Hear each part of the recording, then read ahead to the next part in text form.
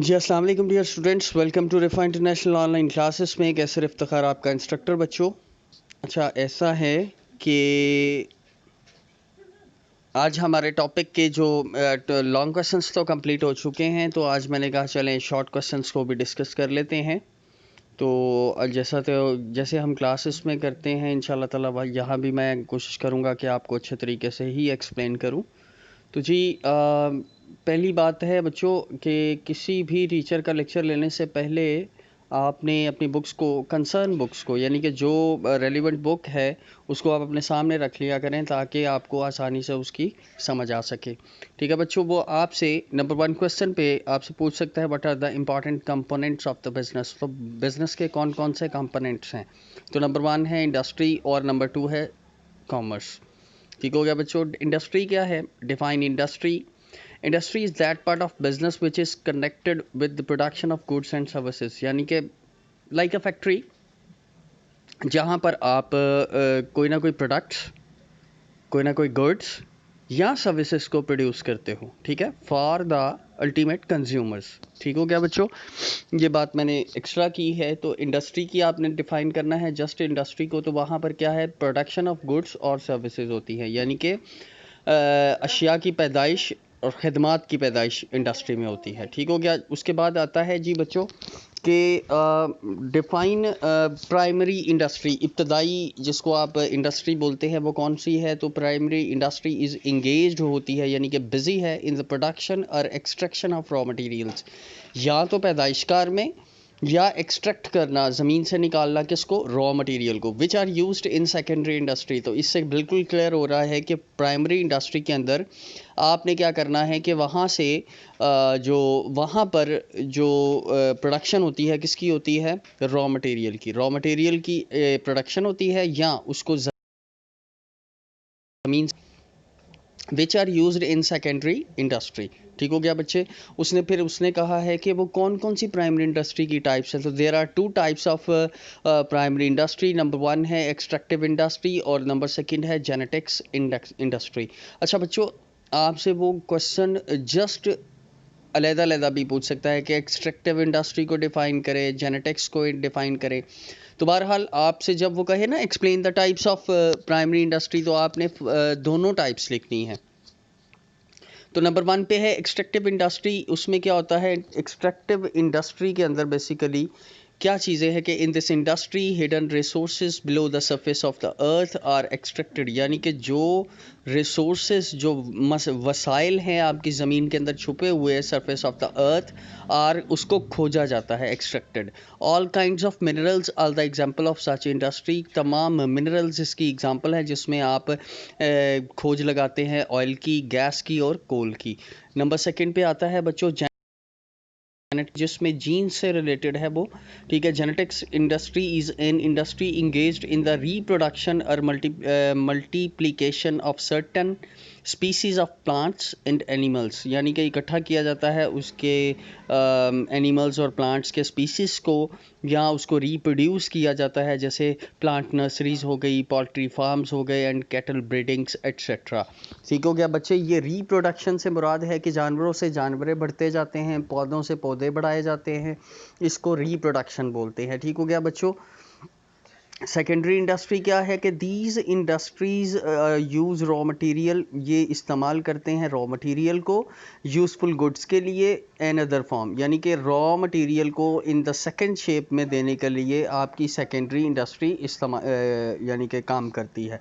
Raw material of this industry is obtained from primary industry, यानी कि कहता है कि इस इंडस्ट्री के लिए जो रॉ प्राइमरी इंडस्ट्री से। ठीक हो गया बच्चों। फिर वो उसने लिखा है explain the types of secondary industries. These are 2 types of secondary industries. Constructive industry, ये कौन कौन से हैं? जो bridges, dams, roads, buildings etcetera, ये तमाम के तमाम यानी कि बनाते हैं। ठीक हो गया बच्चों। अच्छा, ये सेकेंडरी इंडस्ट्री की फॉर्म क्या? हालांकि देखा जाए तो ये भी रॉ मटेरियल पर काम करते हैं, लेकिन इसमें एक बात याद रखिएगा कि ये लोग आपके पहले वो तमाम की तमाम चीज़ें, जैसे आपके रोड्स हैं वो कंक्रीट तैयार करके लेकर आते हैं, जस्ट उसने फॉर्मेलिटी पूरी करनी होती है कि उसको ज़मीन पर बिछाया और उसके ऊपर बाकायदगी से बुलडोज़र के ज़रिए उसको यानी कि एक ट्रफ बना दी गई, एक कारपेटेड उसको कर दिया गया। ठीक हो गया? यानी कि पहले से वो रॉ मटेरियल के ऊपर काम हो जाता है प्राइमरी इंडस्ट्री के अंदर, और सेकेंडरी इंडस्ट्री उसके ऊपर क्या करती है, यानी कि उसको रोड्स बना दिया, बिल्डिंग्स बना दी, ब्रिजेस बना दिए। आप कह लें कि फिनिश जो शेप है वो आपकी सेकेंडरी इंडस्ट्री में होती है। ठीक हो गया? उसके बाद आता है बच्चों मैन्युफैक्चरिंग इंडस्ट्री। ये वो प्रोसेस या ट्रांसफॉर्मेशन करती है किसको, रॉ मटेरियल को एंड सेमी फिनिश गुड्स को इनटू द फिनिश गुड्स। ठीक हो गया? अब मैं आपको बता देता हूँ, सेमी फिनिश्ड भी बेसिकली प्राइमरी इंडस्ट्री का हिस्सा है। सेमी फिनिश्ड क्या होता है, वो जो आधी तैयार हुई होती है ना चीज़ें, जैसे मैंने आपको एग्जांपल दी थी कैनन्स। कैनन्स में आप क्या करते हैं, उसकी प्रोडक्ट को पैकेट खोला और उसको डीप फ्राई किया थोड़ा सा और वो आपके सामने तैयार हो गया। ठीक हो गया बच्चों? उसके बाद कहता है कि यानी कि वो रॉ मटेरियल को और सेमी फिनिश गुड्स को इनटू फिनिश गुड्स में तैयार करता है, उसको हम मैन्युफैक्चरिंग इंडस्ट्री बोलते हैं। ठीक हो गया बच्चों?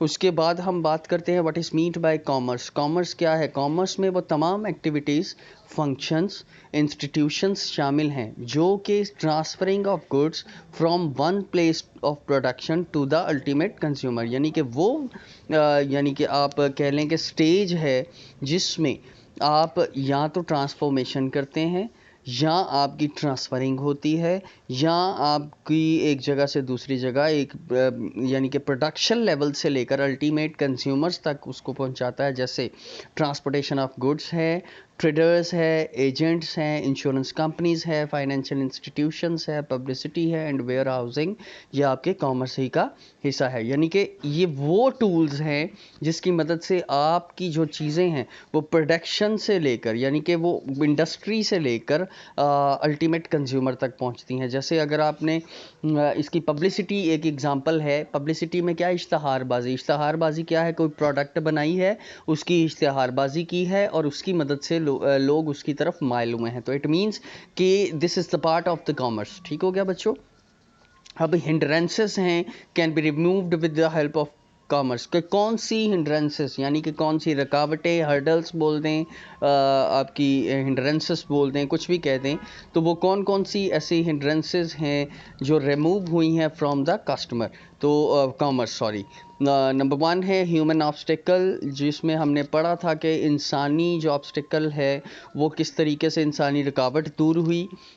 यानी कि आप देखें ना, प्रोडक्शन लेवल से अल्टीमेट करता है इंसान ही पहुंचाता है ना, यानी कि बनाता भी इंसान है, इंसान दूसरे इंसान तक पहुंचाता है, इस तरह तीसरे इंसान तक, फिर लास्ट में अल्टीमेट कंज्यूमर तक ये चीज़ चली जाती है। ठीक हो गया बच्चों?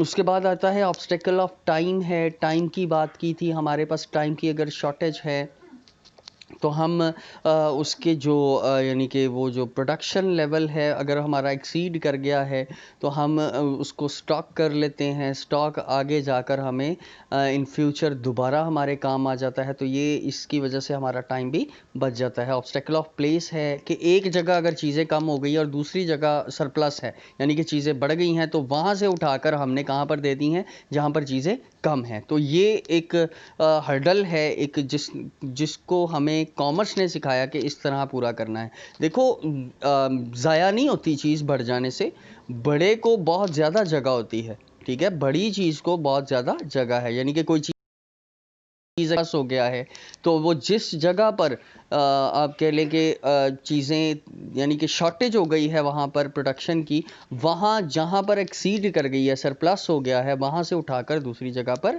हम उसको ट्रांसफ़र कर देते हैं, वो कंपनी वाले ट्रांसफ़र कर देते हैं, जिससे ये ऑब्स्टेकल भी रिमूव हो जाता है। फिर उसके बाद है बच्चों फाइनेंशियल ऑब्स्टेकल में। फाइनेंशियल ऑब्स्टेकल क्या है कि अगर आपका बिज़नेस आप उसको बढ़ावा देना चाह रहे हैं, एक्सपेंशन करना चाह रहे हैं, तो आप अपने अजीज़ो अकारब से या किसी बैंक से लोन लेकर आप उसको भी ख़त्म कर सकते हैं। ठीक है? तो ये कॉमर्स ही ने आपको सिखाया है कि आपने किस तरीके से इसको एक्सपैंड करना है। ठीक हो गया। उसके बाद बच्चों आता है ऑब्स्टेकल ऑफ डेंजर है। डेंजर कि कोई चीज़ आपकी ऐसी है, सेंसिटिव है, ब्रेकेबल है, टूट सकती है, पेरिशेबल्स है, यानी कि कुछ भी आप ऐसी बात कर लें कि जो आपकी डैमेज हो सकती है किसी नुकसान से, लॉस बाय थेफ्ट है, लॉस बाय फायर है, चोरी हो गई, जल गया सामान, डूब गया। तो ये सारी चीज़ों से बचने के लिए कॉमर्स आपको क्या सिखाती है कि आप अपने माल की या अपने चीज़ों की इंश्योरेंस करवा लें। ठीक हो गया बच्चों। तो ये भी कॉमर्स ने ही आपको सिखाया है। फिर वो मावनीन तिजारत, जिसको ट्रेड ऑक्सिलरीज भी बोलते हैं, एड्स टू ट्रेड भी बोलते हैं, तो वो क्या थी? बैंकिंग एंड फाइनेंस है, ट्रांसपोर्टेशन है, कम्युनिकेशन है, इंश्योरेंस है, वेयर हाउसिंग है, पब्लिसिटी है, मिडलमैन है और पैकेजिंग है। ठीक हो गया। यानी कि वो कौन से ऐसे टूल्स हैं जिसकी मदद से आपकी जो ट्रेड है वो कामयाब होती है। तो यही सेक्टर्स हैं। आपने चीज़ें एक जगह से दूसरी जगह पहुंचानी है तो ट्रांसपोर्टेशन काम आएगा, उसके बारे में बताना है तो कम्युनिकेशन काम आएगा, उसको डेंजर से बचाना है तो इंश्योरेंस काम आएगा, उसको स्टॉक करना है तो वेयर हाउसिंग आएगी, उसकी इश्तिहारबाजी करनी है तो पब्लिसिटी आएगी, उसको एक जगह से दूसरी जगह या एक किसी दूसरे को बताना है तो मिडलमैन आ जाएगा। पैकेजिंग है, यानी कि उसकी पैकिंग एट्रैक्टिव है तो वो अंडरस्टूड है कि लोग भी उसकी तरफ माइल होगा। तो ये सारे तरीक़ेकार कॉमर्स के हैं जो आपको वो सिखा रहा है। नंबर नेक्स्ट पे आता है होम या डोमेस्टिक या लोकल या इंटरनल ट्रेड, जिसको आप